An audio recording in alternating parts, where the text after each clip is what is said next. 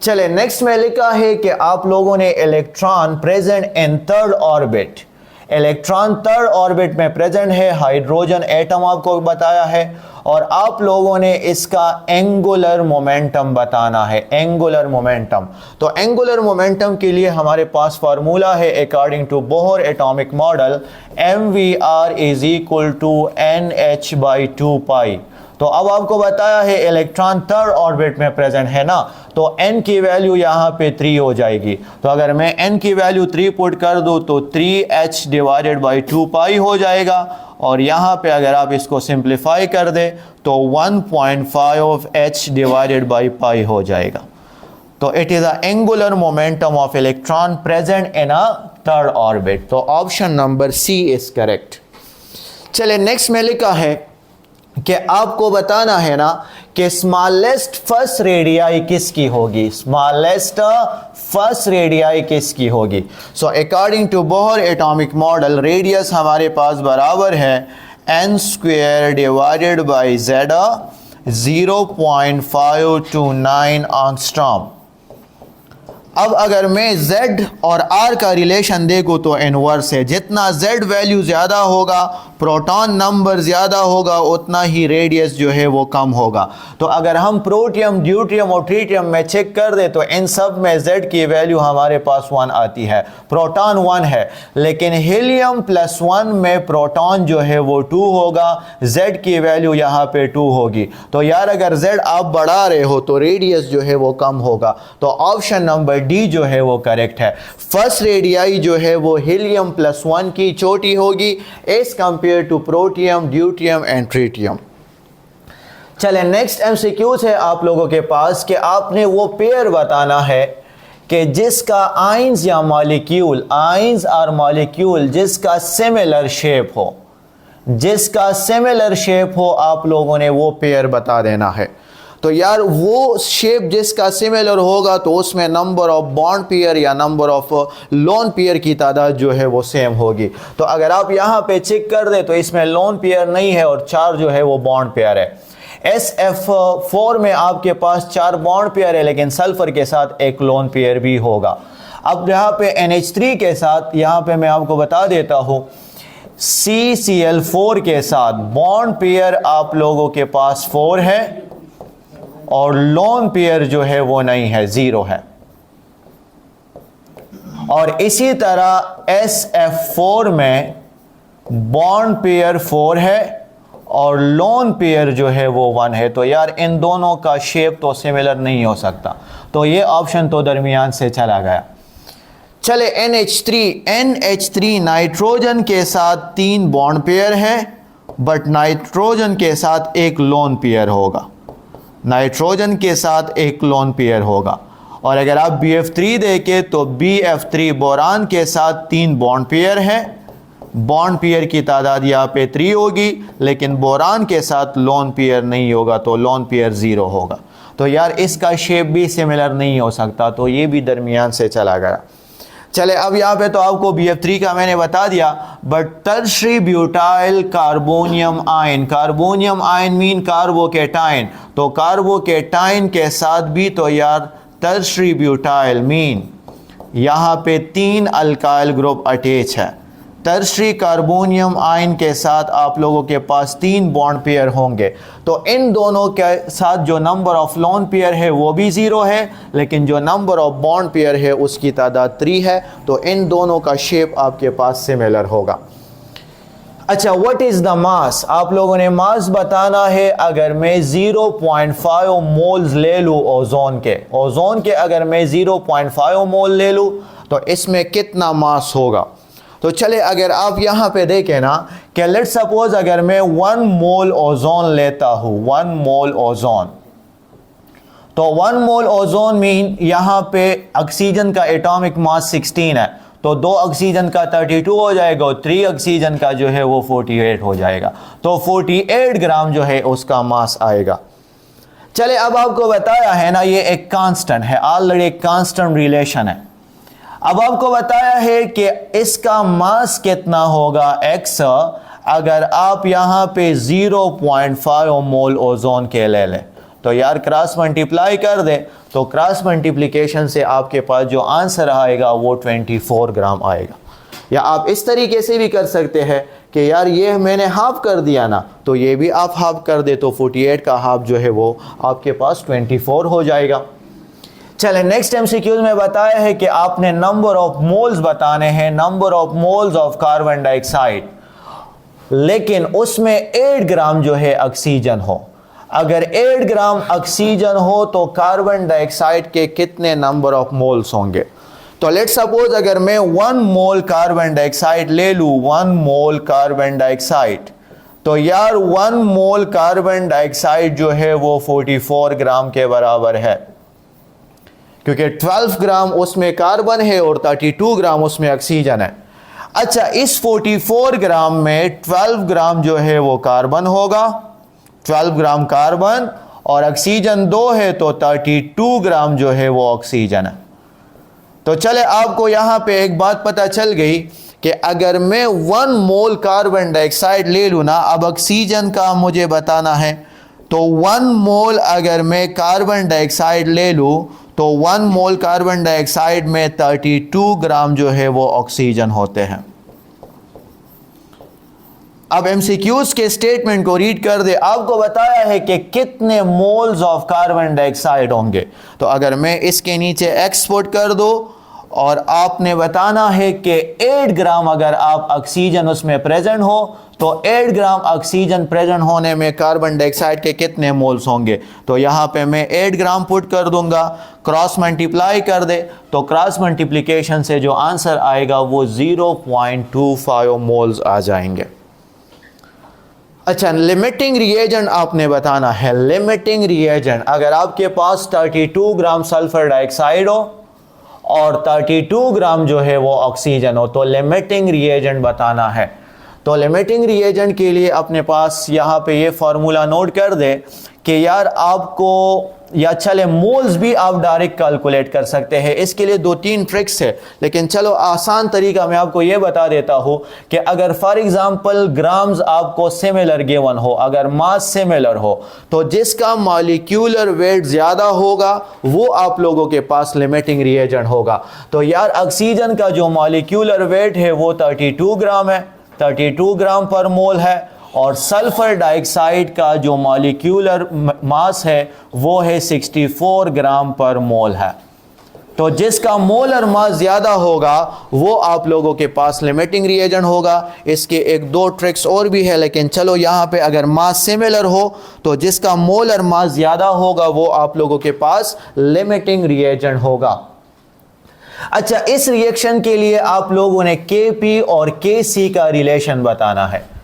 तो Kp और Kc को हम ऐसे लिख देते हैं, Kp हमारे पास बराबर होगा Kc के, and this is called RT, और चेंज इन N के, और चेंज इन N हम कैलकुलेट करते हैं, this is called moles of product, moles of product minus moles of reactant, moles of product minus moles of reactant. तो product के अगर हम चेक करें तो 2 मोल्स है, 2 सल्फर ट्राइऑक्साइड गिवन है, तो प्रोडक्ट के आप लोगों के पास 2 मोल्स है, तो यहाँ पे मैं 2 पुट करूंगा, माइनस रिएक्टेंट के 3 मोल्स है, 1 ऑक्सीजन है और 2 जो है वो सल्फर डाइऑक्साइड है, तो 3 मोल रिएक्टेंट के है, आंसर आप लोगों के पास -1 आ जाएगा। तो अगर मैं यहाँ पे यार -1 पुट कर दूंगा तो Kp बराबर होगा Kc के, and this is called RT, और यहाँ पे आ जाएगा -1। तो this is the correct relation between of Kp and Kc। अच्छा, नेक्स्ट में बताया है ना कि इक्विलिब्रियम, इक्विलिब्रियम की जब भी बात हो, the equilibrium between water and it's vapour. चलो वाटर एंड इट्स वेपर की बात की है, इसका मतलब है कि यार फिजिकल इक्विलिब्रियम है, तो वाटर कन्वर्ट हो रहा है, लिक्विड कन्वर्ट हो रहा है वेपर फॉर्म में, और वेपर दोबारा कन्वर्ट हो रहा है लिक्विड फॉर्म में, मीन कंडेंसेशन एंड इवापोरेशन है, this is called physical equilibrium. But यार यहाँ पे आपको लास्ट में बताया है कि ये ओपन वेसल में होता है, तो the correct option can not be achieve. यार इक्विलिब्रियम के लिए हमेशा क्लोज कंटेनर चाहिए, ओपन कंटेनर में कभी भी इक्विलिब्रियम अचीव नहीं होगा। क्लोज कंटेनर की हमारे पास ज़रूरत होती है जब भी हम एक रिवर्सिबल रिएक्शन करेंगे। तो रिवर्सिबल रिएक्शन के लिए अगर आप क्लोज कंटेनर प्रोवाइड कर दे तो वहाँ पे इक्विलिब्रियम अचीव हो सकता है। अच्छा, नेक्स्ट में बताना है ना कि the amount of x3y mean जो प्रोडक्ट है, ठीक है, यहां पे आप लोगों को प्रोडक्ट बताया है x3y the product at equilibrium. चले लिखा है कि अगर ये इक्विलिब्रियम में है तो इसका प्रोडक्ट इक्विलिब्रियम में किस चीजों से इफेक्ट होगा। तो अकॉर्डिंग टू लीचार्टर प्रिंसिपल अगर आप जो भी रिएक्शन देखोगे ना, यहाँ पे यार मैं यूनिवर्स में अगर जो भी रिएक्शन लिखूंगा तो ये वाला रिएक्शन या तो एंडोथर्मिक होगा और या तो एक्सोथर्मिक होगा, ठीक है। फॉरवर्ड रिएक्शन या तो एक्सोथर्मिक होगा और या तो एंडोथर्मिक होगा, क्योंकि मुझे डेल्टा एच की वैल्यू गिवन नहीं है। अगर मुझे डेल्टा एच की वैल्यू गिवन होती तो मैं बता देता कि ये एंडोथर्मिक है या एक्सोथर्मिक है। लेकिन जब भी आप कोई रिएक्शन लिखोगे तो यार या तो एंडोथर्मिक होगा और या तो एक्सोथर्मिक होगा। तो इससे आप लोगों को पता चल गया कि ये वाला रिएक्शन तो टेम्परेचर से मस्ट डिस्टर्ब होने वाला है। ये वाला रिएक्शन टेम्परेचर से तो मस्ट डिस्टर्ब होने वाला है। बट अकॉर्डिंग टू लीचार्टर प्रिंसिपल यहाँ पे आप चेक कर दे रिएक्टेंट के जो है वो मोल ज्यादा है, रिएक्टेंट के मोल ज्यादा है और प्रोडक्ट के मोल्स कम है। तो अगर रिएक्टेंट और प्रोडक्ट के मोल्स बराबर ना होना तो ये वाला इक्विलिब्रियम आप प्रेशर से भी डिस्टर्ब कर सकते हो। तो यहाँ पे जो करेक्ट ऑप्शन आएगा वो टेम्परेचर और प्रेशर आएगा। अगर फॉर एग्जांपल यहाँ पे नंबर ऑफ मोल सेम होते, गैसेस रिएक्टेंट और प्रोडक्ट के मोल सेम होते, तो फिर इसको आप प्रेशर से डिस्टर्ब नहीं कर सकते थे, फिर करेक्ट आंसर ओनली टेम्परेचर आ जाता था। अच्छा, नेक्स्ट में बताना है आपको एक रिएक्शन गिवन है और उसकी Kc वैल्यू भी आपको बताई है। Kc वैल्यू 10 है और इस रिएक्शन की आप लोगों ने Kc वैल्यू बतानी है। तो यार यहाँ पे इस रिएक्शन के साथ मैंने दो काम किए हैं।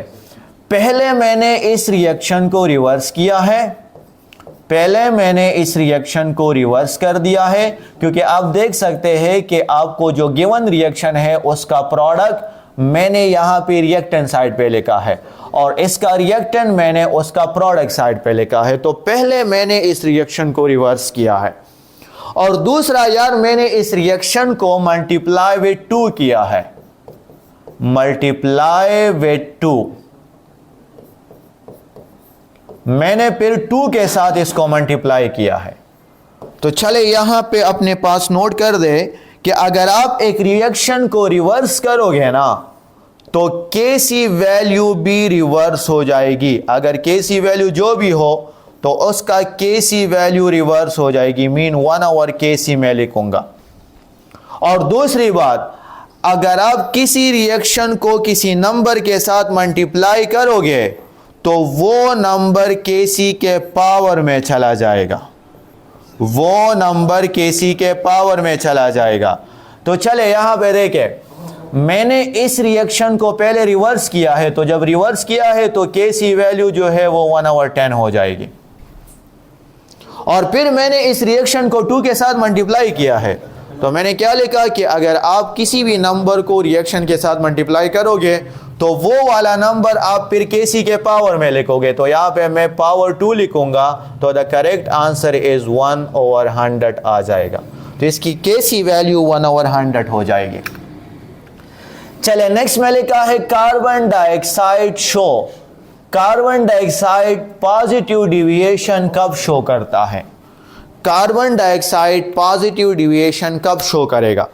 तो अगर हम डिविएशन ऑफ गैस को जरा चेक कर देना, लेट सपोज यहां पे मैं y एक्सिस पे लिख देता हूं z की वैल्यू। तो अगर z की वैल्यू यहां पे हो 1, तो अगर z की वैल्यू 1 हो तो इसका मतलब है कि यार ये तो आइडियल गैस है।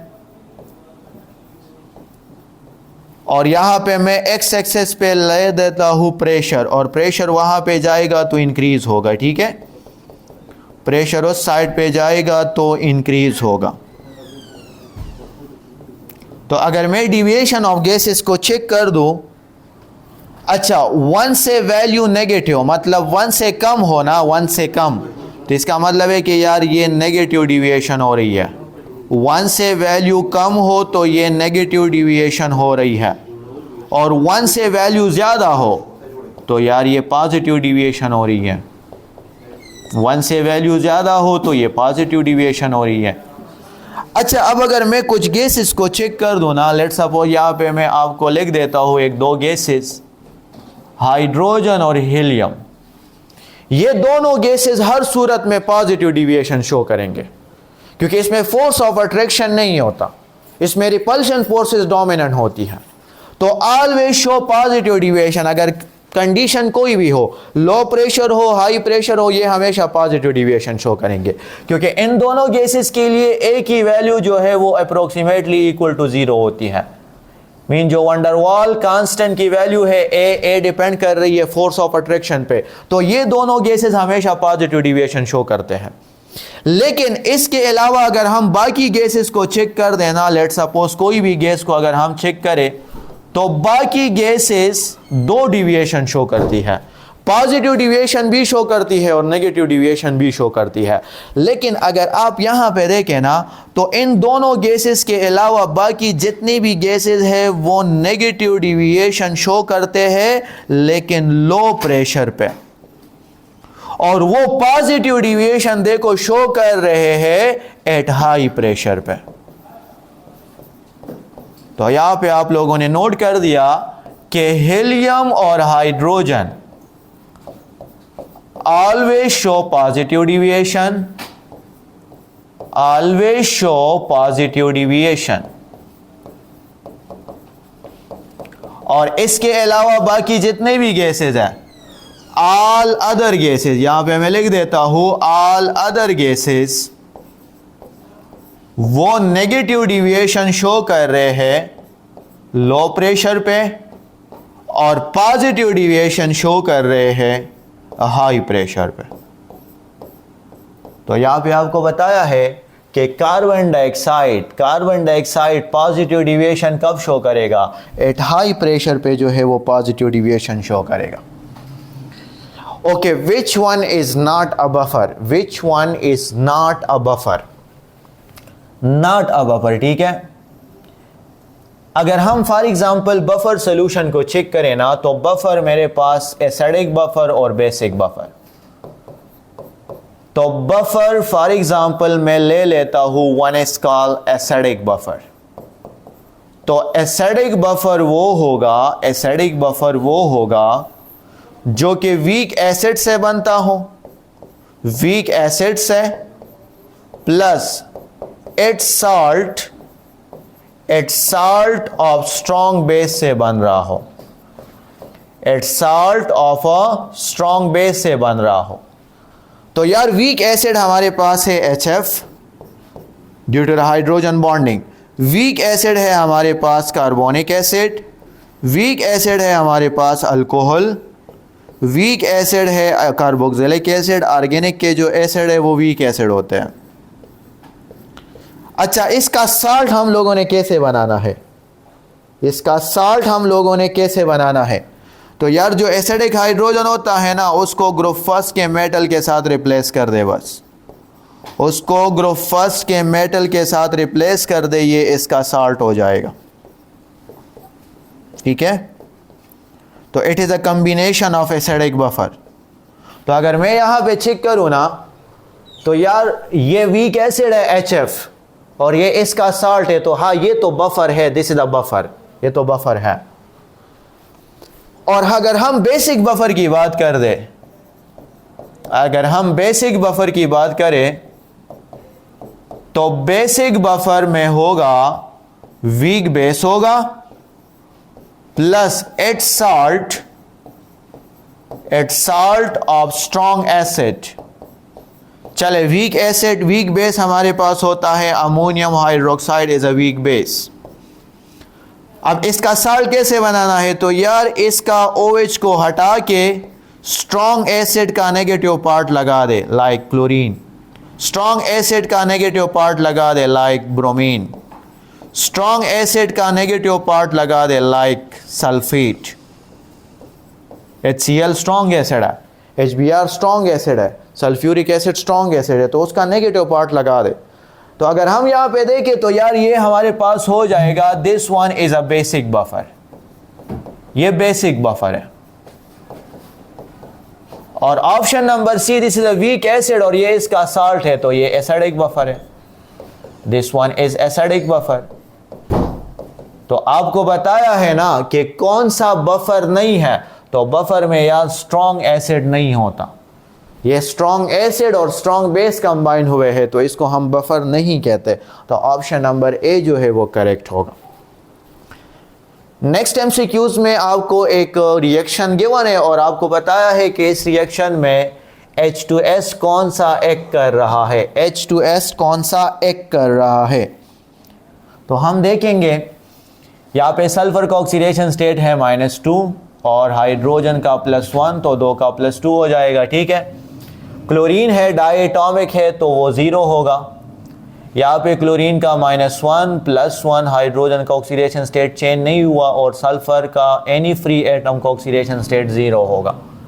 तो अगर आप चेक करें तो सल्फर का ऑक्सीडेशन स्टेट नेगेटिव से चला गया है 0 में, मीन इंक्रीज हुआ है, तो increase in oxidation state, increase in oxidation state उसको हम नाम देते हैं दिस इज कॉल्ड ऑक्सीडेशन।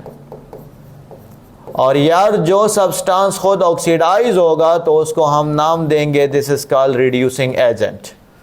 तो इस रिएक्शन में H2S as a reducing agent काम कर रहा है क्योंकि उसका ऑक्सीडेशन स्टेट इंक्रीज हो चुका है, तो खुद ऑक्सीडाइज हुआ है, act as a reducing agent. Which of the following reduction, अच्छा reduction always occur at NO cathode, reduction हमेशा कैथोड पे होगा, ऑक्सीडेशन हमेशा एनोड पे होगा।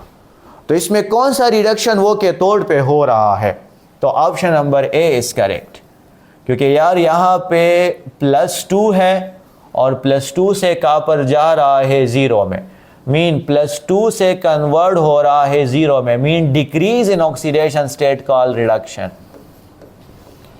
डिक्रीज इन ऑक्सीडेशन स्टेट, और इस रिएक्शन को हम नाम देते हैं this is called reduction, decrease in oxidation state called reduction. Option number ए जो है वो हमारे पास करेक्ट होगा।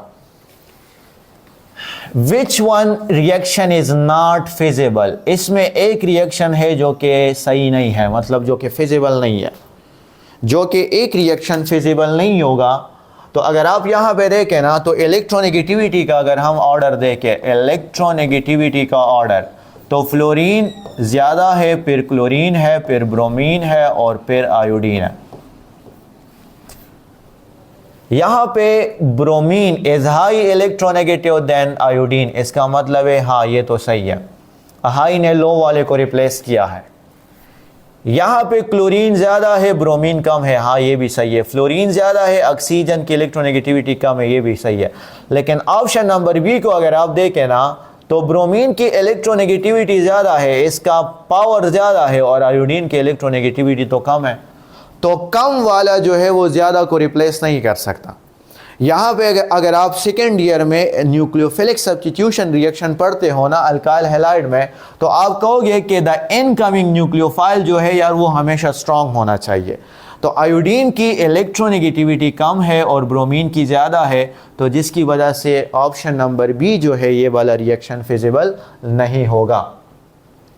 अच्छा, इस रिएक्शन के लिए मुझे बता दें कि किसके लिए डेल्टा H वो डेल्टा E के बराबर नहीं है, डेल्टा H डेल्टा E के बराबर नहीं है, तो option number D is correct, क्योंकि according to enthalpy change delta H बराबर होता है डेल्टा E के और प्लस डेल्टा PV के बराबर होगा, ठीक है, डेल्टा PV के बराबर होगा। तो अगर मैं इसको ऐसे लिखूं कि डेल्टा H बराबर है डेल्टा E के प्लस डेल्टा NgRT के बराबर है, ideal gas equation PV is equal to nRT। और यार जब भी आप लोगों के पास डेल्टा Ng वो इक्वल टू 0 ना हो, इक्वल टू 0 कब नहीं होगा, जब मोल्स ऑफ प्रोडक्ट वो नॉट इक्वल्स हो मोल्स ऑफ रिएक्टेंट के। तो यार जब डेल्टा Ng 0 नहीं होगा तो उस टाइम उस टाइम जो है डेल्टा ई और डेल्टा एच की वैल्यू कभी भी बराबर नहीं आएगी। लेकिन अगर डेल्टा एन जी की वैल्यू वो ज़ीरो हो, अगर यार ये पूरा का टर्म में ज़ीरो पुट कर दूँ तो उस टाइम जो है वो डेल्टा एच की वैल्यू फिर डेल्टा ई के बराबर आ जाएगी। तो अगर हम यहाँ पे अमोनिया केस के लिए चेक करें ना, delta G delta N calculate कर दे, मोल्स ऑफ प्रोडक्ट 2 है माइनस मोल्स ऑफ रिएक्टेंट 4 है, तो यार -2 आएगा। तो इस केस के लिए डेल्टा एच की, एंथैल्पी चेंज की और इंटरनल एनर्जी चेंज की वैल्यू कभी भी बराबर नहीं होगी। तो option number D is correct. Option number D is correct. अच्छा, सेकेंड आयोनाइजेशन एनर्जी की बात की है। Second ionisation energy is low. Second ionisation energy is low. यार first ionisation energy alkali metal की सबसे कम होती है, अल्कली मेटल्स की, बाकी as compare to other groups. लेकिन सेकेंड आयोनाइजेशन एनर्जी यार अल्कली मेटल की सबसे ज़्यादा होगी, क्योंकि अगर आप फॉर एग्जांपल इधर से एक इलेक्ट्रॉन हटा दें, इधर से एक इलेक्ट्रॉन हटा देना तो इस पे +1 आ जाएगा। अब इसका इलेक्ट्रॉनिक कन्फिगुरेशन 1s2 हो जाएगा। इधर से एक इलेक्ट्रॉन हटा दे तो ये +1 हो जाएगा। अब इसका electronic configuration 1s2 and 2s1 हो जाएगा। और इधर से जब आप एक इलेक्ट्रॉन हटा दे तो ये हो जाएगा 1, लास्ट इलेक्ट्रॉनिक कन्फिगुरेशन में लिख रहा हूँ ना लास्ट वाला, तो लास्ट वाला हो जाएगा 3s1 हो जाएगा। ठीक है, 3s1। अच्छा, अब यार ये तो ऑलरेडी स्टेबल है, तो सेकेंड आयोनाइजेशन एनर्जी, अगर मैं सेकेंड इलेक्ट्रॉन इससे हटाना चाहूँ तो सेकेंड आयोनाइजेशन एनर्जी लिथियम की तो सबसे बड़ी ज़्यादा होगी, बहुत ज़्यादा होगी। अब यार यहाँ पे ये भी हाफ फिल, ये भी हाफ फिल, तो एज कंपेयर टू लिथियम इन दोनों की सेकेंड आयोनाइजेशन एनर्जी लिथियम से कम होगी। बट अगर आप यहाँ पे चेक करें तो यार इसका इलेक्ट्रॉन सेकेंड शेल में है और इसका इलेक्ट्रॉन जो है वो थर्ड शेल में है। तो यार थर्ड शेल न्यूक्लियस से थोड़ा सा दूर होता है, उसमें न्यूक्लियर अट्रैक्शन कम होती है, तो सेकेंड आयोनाइजेशन एनर्जी लो जो है वो मैग्नीशियम की होगी।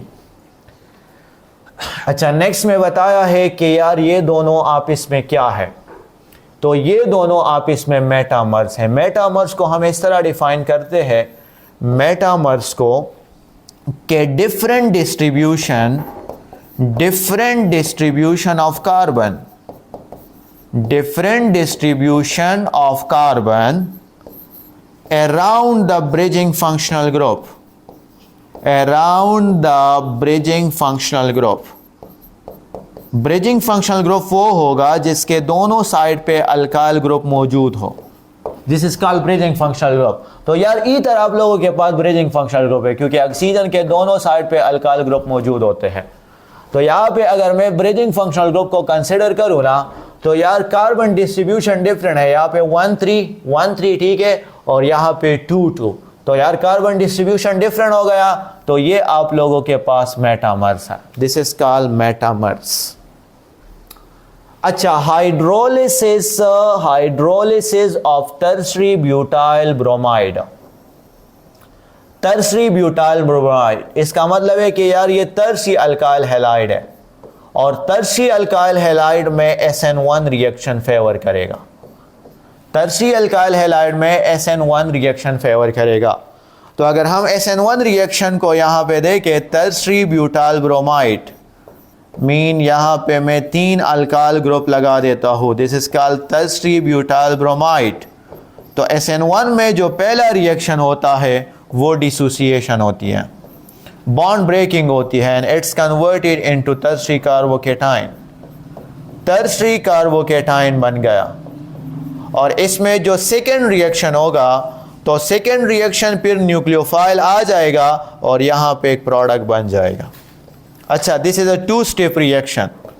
पहले स्टेप में अगर आप देखें तो only alkyl halide molecule involve है, ओनली अल्काइल हैलाइड है, और सेकेंड स्टेप में जो है यार एक कार्बोकेटाइन है और दूसरा जो है एक एक्स्ट्रा न्यूक्लियोफाइल आया है, मीन न्यूक्लियोफाइल सेकेंड स्टेप में आया है।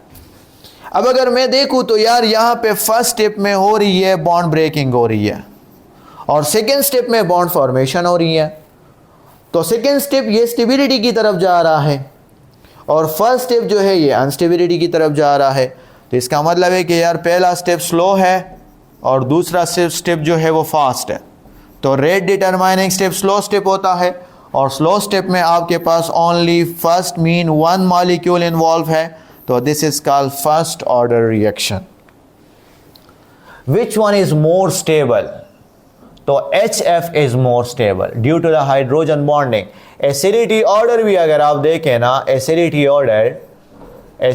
ऑर्डर तो ये HI जो है सबसे स्ट्रॉन्ग एसिड होगा, उसके बाद HBr होगा, उसके बाद HCl होगा, और सबसे जो वीक एसिड होगा वो HF होगा। तो इसका मतलब है कि HF सबसे ज़्यादा स्टेबल है, HF की बॉन्ड एनर्जी जो है वो सबसे ज़्यादा होगी, HF इज़ मोर स्टेबल। अच्छा, द ऑप्टिकल आइसोमर लिखा है कि ऑप्टिकल आइसोमर्स हैं, लेकिन ये एक दूसरे का मिरर इमेज नहीं है, नॉट मिरर इमेज, तो दिस इज कॉल्ड डाइस्टीरोमर। और अगर मिरर इमेज होते बट नॉट सुपर इम्पोजेबल, तो दिस इज कॉल्ड एनेंशियोमर्स होते पे। अच्छा, 1,3-ब्यूटाडाइन, तो चलो मैं इसका स्ट्रक्चर ड्रा कर देता हूँ। 1,3-ब्यूटाडाइन, 1,3-ब्यूटाडाइन का मैंने स्ट्रक्चर ड्रा कर दिया। अब अगर आप स्टूडेंट देखें तो इसमें हर एक कार्बन जो है यार वो sp2 हाइब्रिडाइज है। sp2 हाइब्रिडाइज इसलिए है क्योंकि हर एक कार्बन ने एक पाई बॉन्ड तो बनाया है, mean sigma bond, 3 sigma bond बनाया है, एक पाई बॉन्ड बनाया है, तो every carbon is sp2 hybridise. 1,3-ब्यूटाडाइन में एवरी कार्बन sp2 हाइब्रिडाइज, और जब भी कंजुगेशन आएगा तो कंजुगेशन के बाद आप डायरेक्ट बता दें कि इसमें हर एक कार्बन sp2 हाइब्रिडाइज होगा।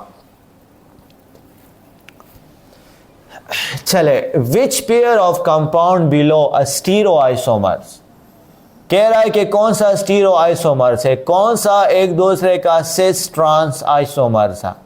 तो स्टीरो आइसोमर्स का मतलब है कि यार इसका मॉलिक्यूलर फार्मूला सेम होगा, लेकिन एक साइड पे बल्कि ग्रुप एक ही साइड पे होंगे तो वो सिस होगा, और अगर बल्कि ग्रुप डिफरेंट साइड पे हो, मतलब अपोजिट साइड पे हो, तो ये ट्रांस होगा। तो अगर आप देखें 2 पेंटीन, यहाँ पर भी 2 पेंटीन है, बट यहाँ पे लिखा है trans 2 pentene and cis 2 pentene, तो ये दोनों आपस में स्टीरो आइसोमर्स होंगे। चले मैं पेंटीन ड्रा कर देता हूँ। 1 2, यहाँ पे सेकंड कार्बन पे जो है, सेकंड कार्बन पे 1 2 3, यहाँ पे 4 एंड 5, ठीक है। कार्बन कार्बन डबल बॉन्ड है, इसकी वैलेंसी पूरी कर दे तो ये 3 हो जाएगा। यहाँ पे एक H होगा, यहाँ पर भी एक H होगा, ठीक है, और यहाँ पर CH2 और यहाँ पर CH3। तो यार दोनों बल्कि ग्रुप जो है वो सेम साइड पे होते हैं, तो इसको हम सिस 2 पेंटीन कहते हैं। लेकिन अगर मैं इसका ट्रांस 2 पेंटीन लिखूंगा तो एक बल्कि ग्रुप को जो है वो नीचे कर दूंगा इस तरह, CH2 और इसी तरह CH3, और यहाँ पर भी H हो जाएगा और यहाँ पर भी H हो जाएगा। तो ये आप लोगों के पास ट्रांस 2 पेंटीन हो गया। तो ऑप्शन नंबर C जो है वो करेक्ट होगा, ट्रांस 2 पेंटीन। अच्छा, the electron density on each corner of benzene, benzene पे इलेक्ट्रॉन डेंसिटी ईच कार्नर पे कितनी होगी। तो जब भी हम बेंजीन की रिएक्शन ड्रा करते हैं तो कहते हैं कि पहला सब्स्टिट्यूशन हमारी मर्जी के मुताबिक होगा। वो इसलिए क्योंकि ईच कार्नर पे जो है वो इलेक्ट्रॉन डेंसिटी सेम होती है, लेकिन अगर पहला इलेक्ट्रोफाइल अटैच हो जाए तो उसके बाद हर एक सेंटर पे इलेक्ट्रॉन डेंसिटी डिफरेंट होती है। तो ईच सेंटर पे इलेक्ट्रॉन डेंसिटी वो 1 होती है, pi electrons divided by hydrogen atom. तो बेंजीन में पाई इलेक्ट्रॉन 6 है, हाइड्रोजन एटम भी 6 है, तो इलेक्ट्रॉन डेंसिटी ईच कार्नर पे जो है वो 1 हो जाएगी। चले इसको ज़रा ठीक कर दे, ये डबल बॉन्ड ऑक्सीजन है, ठीक है। चले आपको बताया है कि द न्यूक्लियोफाइल अटैक कर रहा है कार्बोनाइल कार्बन पे, किस ऑर्डर से अटैक करेगा। न्यूक्लियोफाइल कार्बोनाइल कार्बन पे इसलिए अटैक करेगा क्योंकि यहाँ पे मैं लिख देता हूँ कि all carbonyl carbon are electrophilic in nature. All carbonyl carbon are electrophilic in nature, क्योंकि यार वो डायरेक्ट ऑक्सीजन के साथ, इलेक्ट्रोनेगेटिव एटम के साथ डायरेक्ट अटैच है, तो सारे कार्बोनाइल कार्बन वो इलेक्ट्रोफिलिक इन नेचर है। तो जब इलेक्ट्रोफिलिक इन नेचर है तो ऑटोमेटिकली इस पे न्यूक्लियोफाइल अटैक करेगा। अब आपने बताना है कि कौन सा कंपाउंड पे न्यूक्लियोफाइल फास्ट अटैक कर रहा है और कौन से पे स्लो अटैक कर रहा है। तो यहाँ पे तो हमारे पास है, दिस इज कॉल्ड एसिटाल्डिहाइड, यह हमारे पास एसीटोन है, कीटोन है, and this is called acetophenone. AR mean एक बेंजीन रिंग है। तो यार यहाँ पे अगर मैं फॉर्मल्डिहाइड का, एसिटाल्डिहाइड का स्ट्रक्चर ड्रा करूँ, ऐसा होगा। This is called acetone, CH3 double bond oxygen, और यहाँ पर भी CH3, और यहाँ पे एसीटोफिनोन, ये CH3 डबल बॉन्ड ऑक्सीजन, और इस साइड पर जो है यार पूरा का पूरा एक बेंजीन रिंग है। तो आप अगर देखें ना तो यार यहाँ पे बल की ग्रुप ज़्यादा है, यहाँ पे न्यूक्लियोफाइल इस साइड से अटैक थोड़ा सा मुश्किल है क्योंकि अल्काइल ग्रुप उसको रिपेल करेगा, लेकिन यार न्यूक्लियोफाइल इस साइड से तो अटैक कर सकता है ना आसानी से।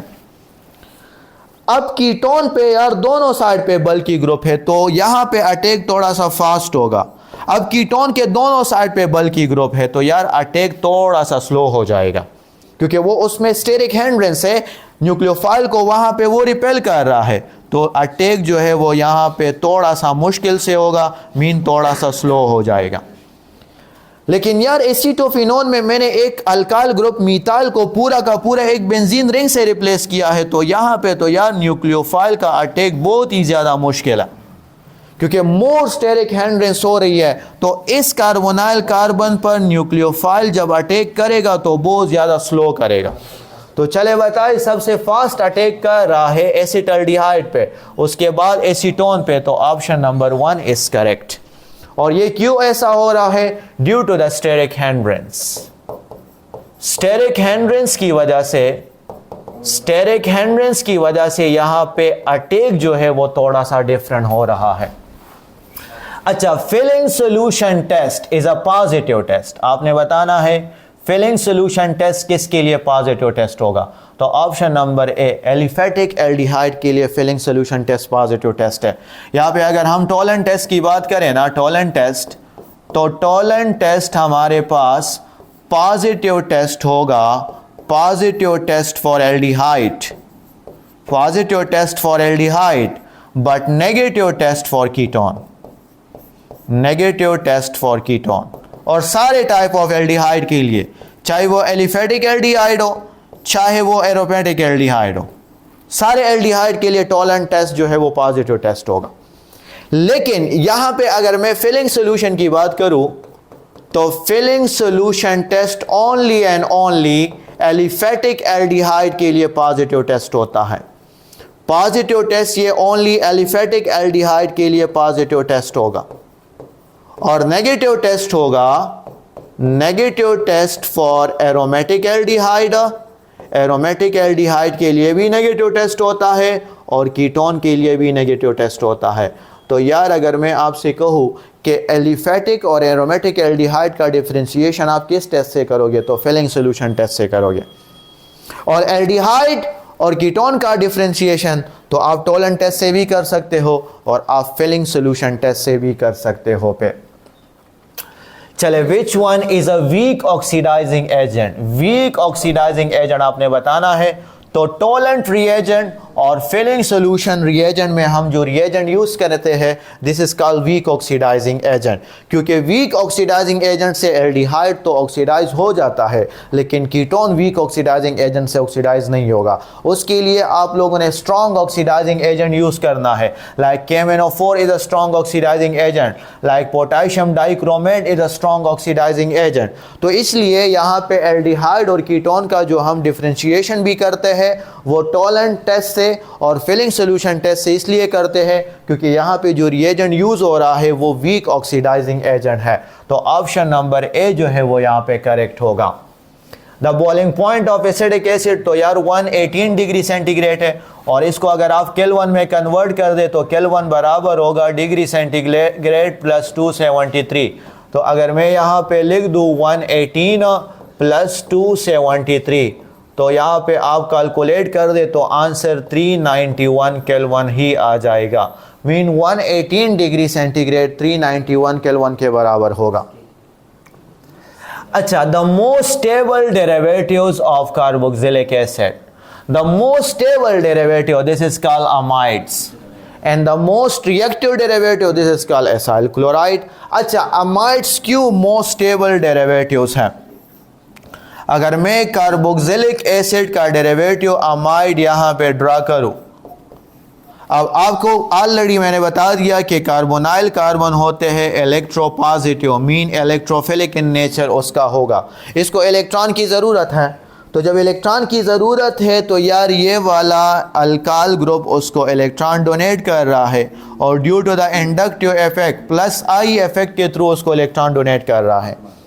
बट यहाँ पे NH2 यार ये भी तो इलेक्ट्रॉन डोनेटिंग ग्रुप ही है, बट NH2 नाइट्रोजन के साथ पूरा का पूरा एक लोन पेयर है और इस नाइट्रोजन की इलेक्ट्रोनेगेटिविटी भी कम है, तो ये लोन पेयर पूरा डोनेट कर रहा है, तो इसको हम नाम देते हैं this is called mesomeric effect.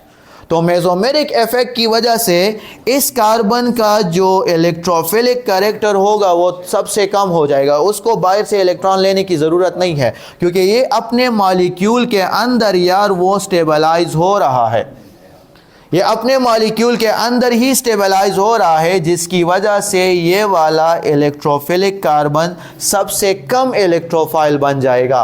तो that's why amide is the most stable derivative of carboxylic acid. और किस इफेक्ट की वजह से ये मोस्ट स्टेबल है? Due to the mesomeric effect की वजह से ये मोस्ट स्टेबल डेरिवेटिव्स हैं। अच्छा, नेक्स्ट एमसीक्यूज में आपको बताया है कि the carbonyl carbon, the carbonyl group of carboxylic, the carbonyl carbon, okay, carbonyl group या carbonyl carbon, it's okay, of carboxylic acid does not exist the characteristic reaction of aldehyde और कीटोन। चले, MCQs में आपको यह बात बताई है कि जिस तरह एल्डिहाइड और कीटोन में हम बात करते हैं कि न्यूक्लियोफिलिक एडिशन रिएक्शन होते हैं, तो कार्बोक्सिलिक एसिड में ऐसे रिएक्शन क्यों नहीं होते, उसमें न्यूक्लियोफिलिक सब्स्टिट्यूशन रिएक्शन क्यों होते हैं? दोनों सारे जो है वो कार्बोनाइल कंपाउंड्स हैं, सारे के सारे कार्बोनाइल कंपाउंड्स हैं, लेकिन एल्डिहाइड और कीटोन में यहां पे मैं लिख देता हूं कि एल्डिहाइड और कीटोन, चले एल्डिहाइड और कीटोन, उसमें न्यूक्लियोफिलिक एडिशन रिएक्शन होते हैं, वाइल कार्बोक्सिलिक एसिड अगर मैं यहां पे नोट कर दूं तो कार्बोक्सिलिक एसिड में न्यूक्लियोफिलिक सब्स्टिट्यूशन रिएक्शन होंगे, दोनों की रिएक्शन डिफरेंट है। अच्छा, अब मैंने आपको बता दिया कि ये वाला कार्बोनाइल कार्बन इलेक्ट्रोपॉजिटिव है, इलेक्ट्रोफिलिक इन नेचर है, तो इसको तो यार इलेक्ट्रॉन की ज़रूरत तो होगी, तो जब इलेक्ट्रॉन की ज़रूरत होगी तो ऑटोमेटिकली यार न्यूक्लियोफाइल उस पर अटैक करेगा। अच्छा, अब आप ज़रा गौर से देखें, एल्डिहाइड में एक अल्काइल ग्रुप अटैच है जो को उसकी इलेक्ट्रॉन डिफिशिएंसी पूरी करता है प्लस आई इफेक्ट के थ्रू। यहाँ पे कीटोन में दो अल्काइल ग्रुप अटैच है जो इसकी इलेक्ट्रॉन डिफिशिएंसी पूरी करता है प्लस आई इफेक्ट के थ्रू। तो that's why aldehyde is more reactive than ketone, aldehyde is a more reactive than ketone.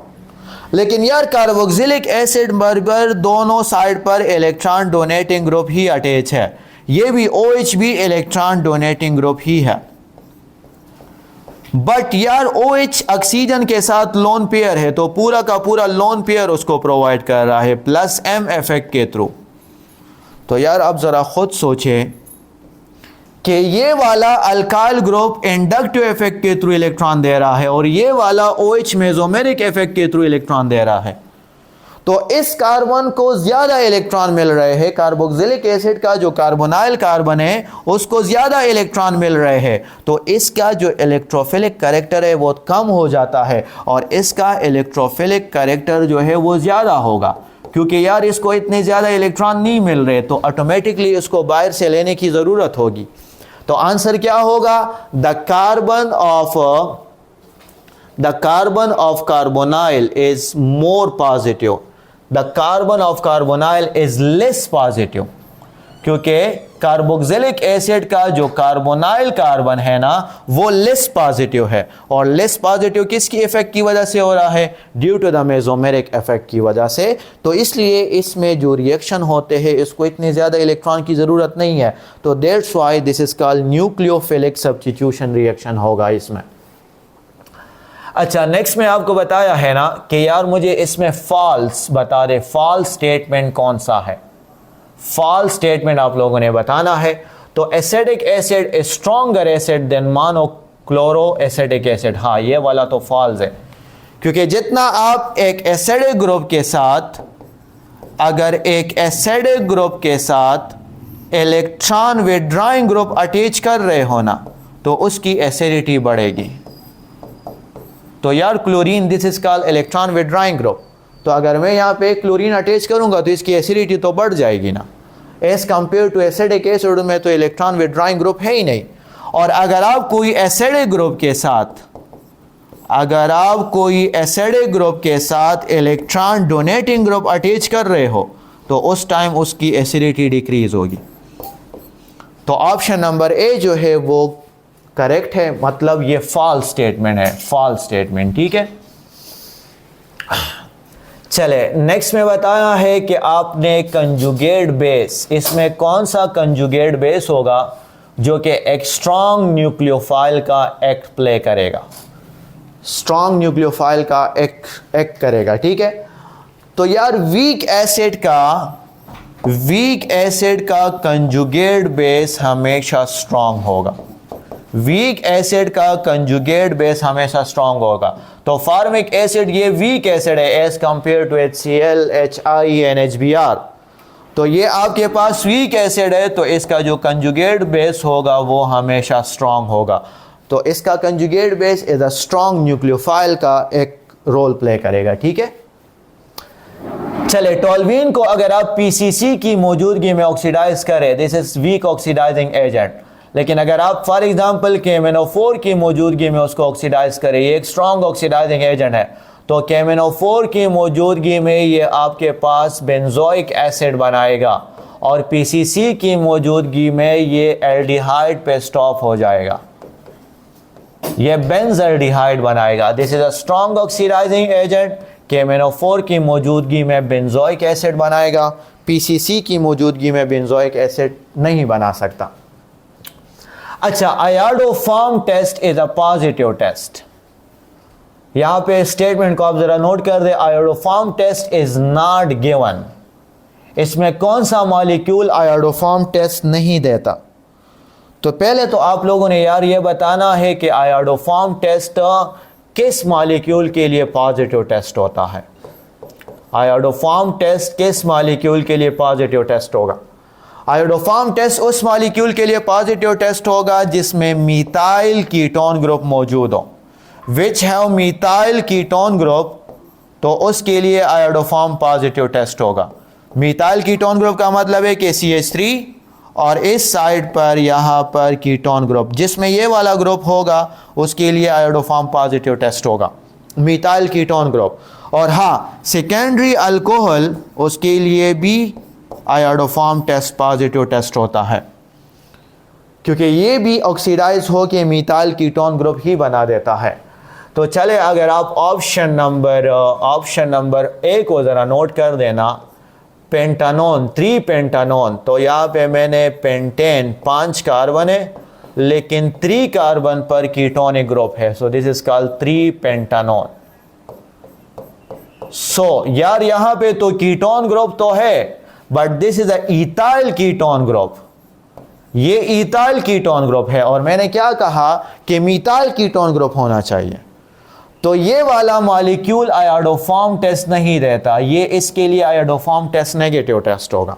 तो ऑप्शन नंबर ए जो है वो करेक्ट होगा, iodoform test methyl ketone group आप लोगों ने चेक कर देना है। चले hybridization of oxygen atom of carboxylic acid, carboxylic acid में ऑक्सीजन का हाइब्रिडाइजेशन बताना है आफ्टर रिलीजिंग ऑफ हाइड्रोजन।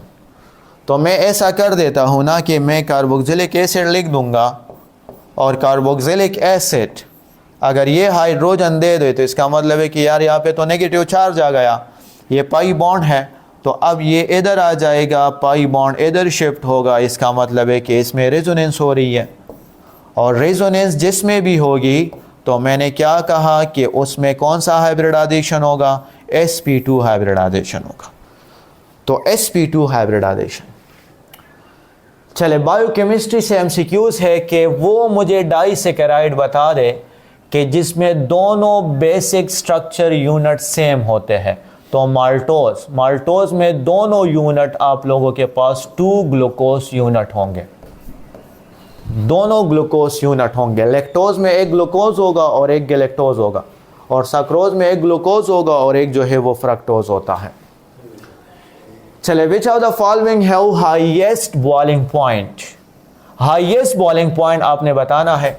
तो पहला यार हाइड्रोजन बॉन्डिंग आप लोगों ने चेक कर देनी है। हाइड्रोजन बॉन्डिंग, जिसमें हाइड्रोजन बॉन्डिंग होगा उसका बॉइलिंग पॉइंट ज़्यादा होगा। तो यार ये भी अल्कोहल है, ये भी अल्कोहल है, ये भी अल्कोहल है। ईथर में हाइड्रोजन बॉन्डिंग नहीं होती, तो ऑप्शन ए तो दरमियान से चला गया। इन तीनों में हाइड्रोजन बॉन्डिंग हो रही है, तो मुझे इतना पता चला कि हाँ, इसका बॉइलिंग पॉइंट तो डाई मीथाइल ईथर से ज़्यादा होगा। अच्छा, जब हाइड्रोजन बॉन्डिंग फेल हो जाएगा तो सेकंड आप लोगों ने जाना है मॉलिक्यूलर वेट की तरफ। तो यार इथाइल 2 कार्बन है और ये 3 कार्बन है, तो यार इसका मॉलिक्यूलर वेट कम है, ये भी चला गया दरमियान से। अब ये दोनों, इन दोनों का मॉलिक्यूलर वेट सेम है, तो फिर थर्ड फैक्टर हम लोगों ने सरफेस एरिया की तरफ जाना है।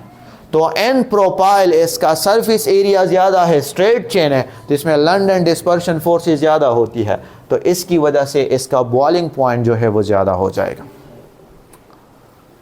अच्छा, एनल्कीन अपॉन ओजोनोलिसिस कह रहा है कि एक अल्कीन है, उसका हम लोगों ने ओजोनोलिसिस किया और 1 टाइप ऑफ एल्डिहाइड, उसने एल्डिहाइड प्रोड्यूस किया, लेकिन एक जैसा एल्डिहाइड, मतलब 2 similar unit of aldehyde produce किए। तो यहाँ पे ऑप्शन आप लोगों के पास होगा ब्यूटूइन। चले, ब्यूट मैं यहाँ पे लिख देता हूँ, ब्यूटूइन, ब्यूटीन। यहाँ पे एक हाइड्रोजन, एक हाइड्रोजन। ओजोनोलिसिस आप कर लें, शॉर्टकट क्या होगा, जहाँ पे डबल बॉन्ड है वो ब्रेक कर दें, और जहाँ पे डबल बॉन्ड हो वो आप लोगों ने ब्रेक कर दिया, और उधर डबल बॉन्ड ऑक्सीजन लगा दे। तो आप देख सकते हैं कि यार एक ही किस्म के एल्डिहाइड प्रोड्यूस कर रहे हैं, और वो कौन सा एल्डिहाइड है? This is called acetaldehyde. तो 2 ब्यूटीन का अगर आप ओजोनोलिसिस करोगे तो ये एक ही किस्म का एल्डिहाइड प्रोड्यूस करेगा। चले, in which of the following compound the carbon does not sp2 hybridise? के कह रहा है कि डज नॉट sp2 हाइब्रिडाइज। तो यार all carbonyl carbon, all carbonyl carbon, जितने भी कार्बोनाइल कार्बन है वो हमेशा sp2 हाइब्रिडाइज होते हैं। मतलब ऑर्गेनिक केमिस्ट्री की मैं बात कर रहा हूँ, एल्डिहाइड वाला, कीटोन वाला, कार्बोक्सिलिक एसिड वाला, एस्टर वाला, अमाइड वाला, एसिटिन हाइड्राइड वाला। लेकिन यार अगर आप मीथानॉल दे के OL मीन ये तो अल्कोहल फैमिली है ना, मीथानॉल। तो मीथानॉल में इस कार्बन ने 4 सिंगल बॉन्ड बनाए हैं, तो ये वाला कार्बन sp3 हाइब्रिडाइज होगा। This carbon is sp3 hybridise. अच्छा, which of the following use as a reducing agent? Reducing agent जिसको एल्डिहाइड को अल्कोहल में कन्वर्ट करते हैं। तो यार KMnO4 ऑक्सीडाइजिंग एजेंट है, स्ट्रॉन्ग ऑक्सीडाइजिंग एजेंट है। PCC जो है ये भी ऑक्सीडाइजिंग एजेंट है, यहाँ पे अल्कोहल एल्डिहाइड में कन्वर्ट होता है, यहाँ पे अल्कोहल डायरेक्ट कार्बोक्सिलिक एसिड में कन्वर्ट होता है। But lithium aluminium hydride is a reducing agent. Thank you, Allah Hafiz.